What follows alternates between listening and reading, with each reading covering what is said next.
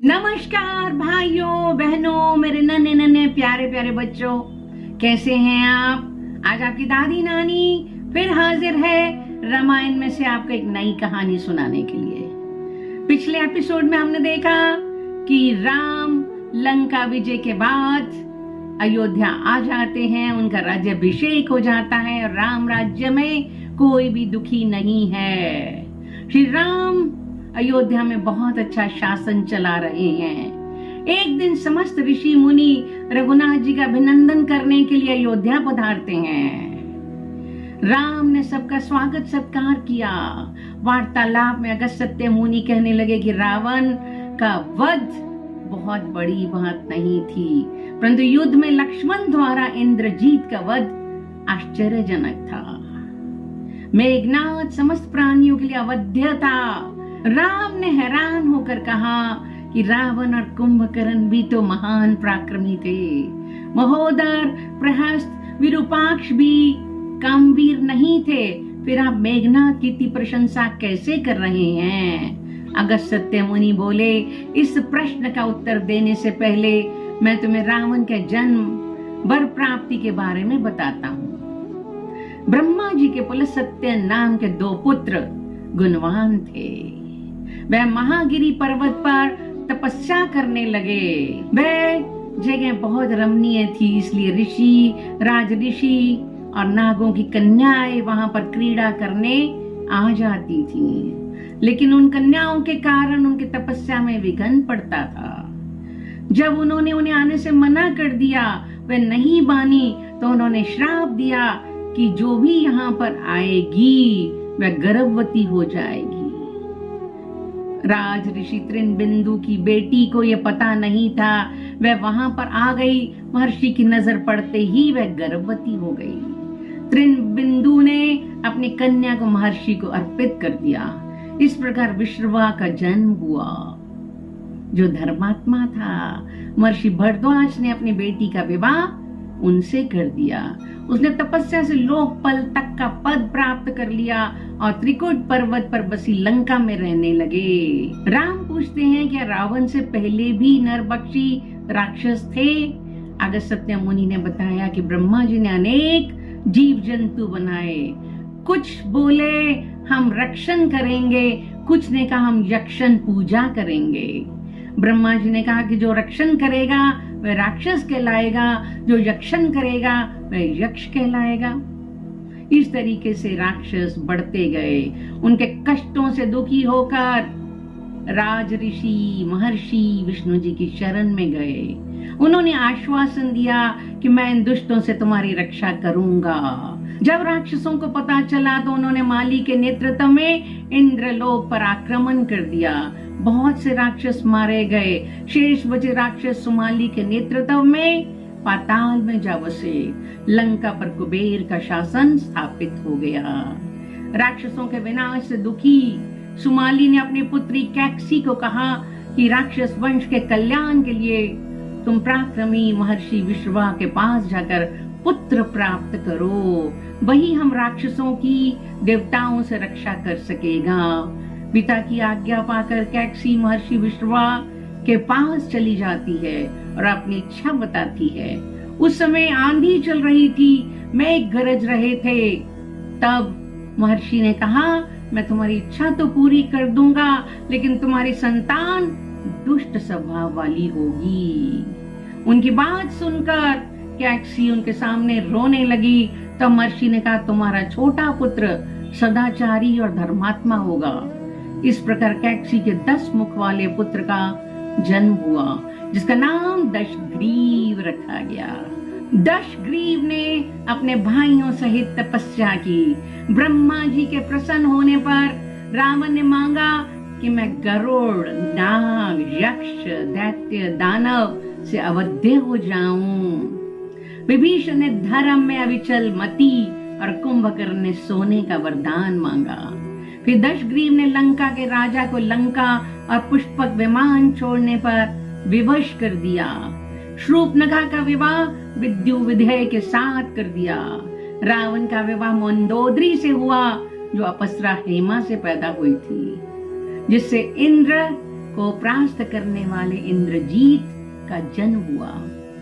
सत्ता के मद में अंधा रावण सबको कष्ट देने लगा।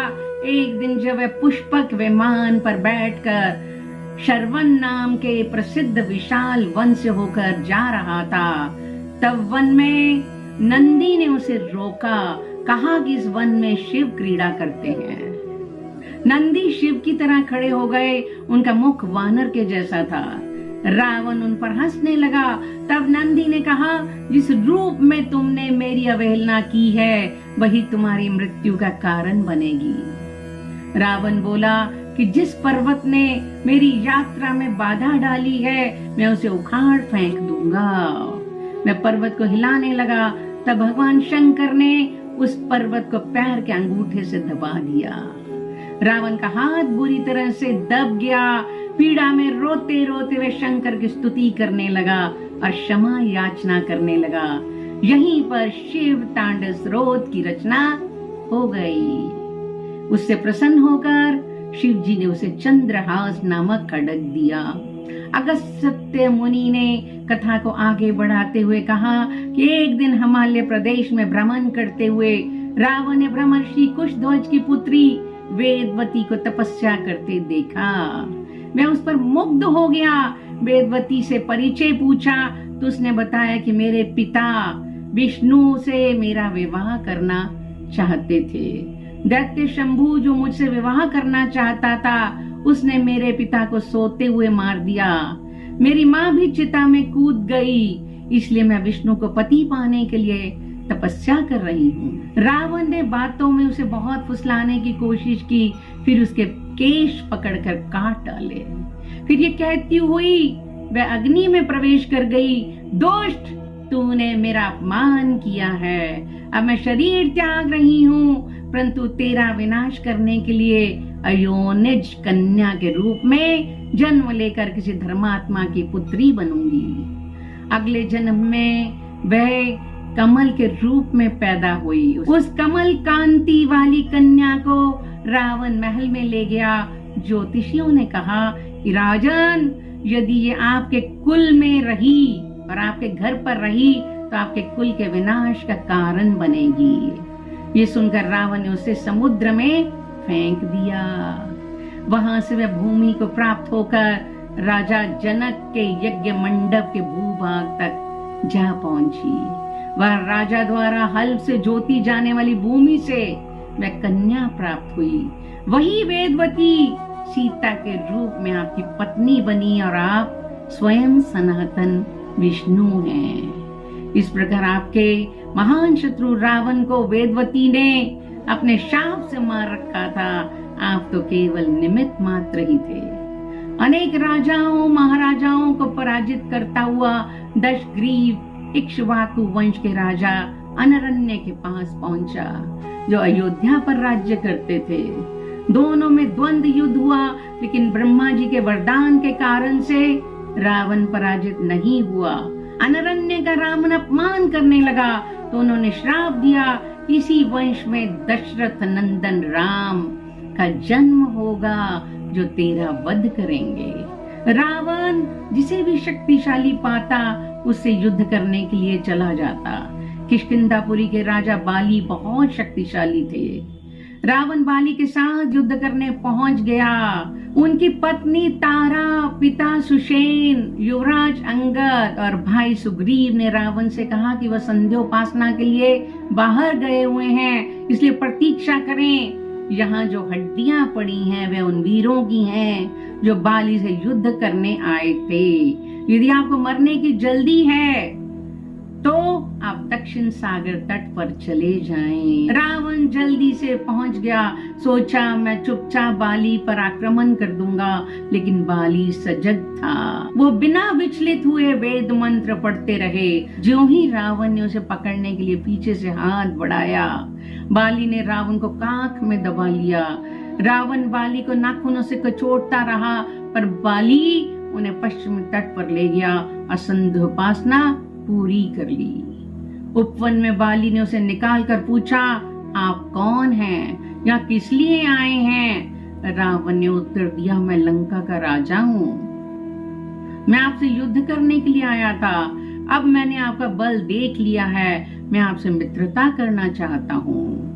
फिर अग्नि को साक्षी करके दोनों में मित्रता स्थापित हो गई। अगले एपिसोड में हम और वार्तालाप सुनेंगे संतों का। जय श्री राम।